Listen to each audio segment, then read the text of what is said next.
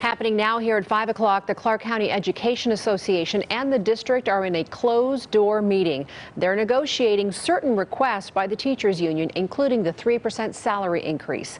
8 News Now reporter Kristen Drummond is live outside the central office with the latest. Kristen?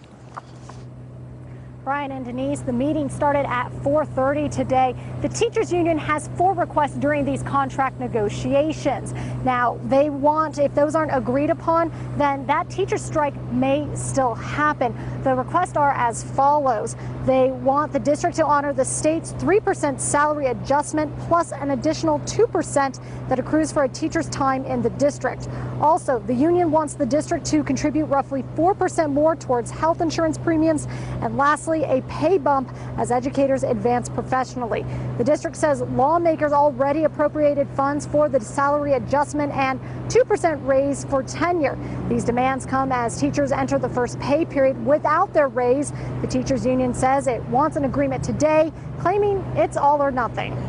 They started this school year by taking money out of their pocket for supplies, materials, resources, or to help and assist their students to get their classrooms ready. So already they're taking money out of their pocket rather than having money put into their pocket through these pay raises. The district says in a statement these raises are still subject to collective bargaining and must be negotiated. The district is beginning negotiations with all bargaining groups, which also includes changes to benefits and health care. All employee raises will happen once the bargaining process is finalized.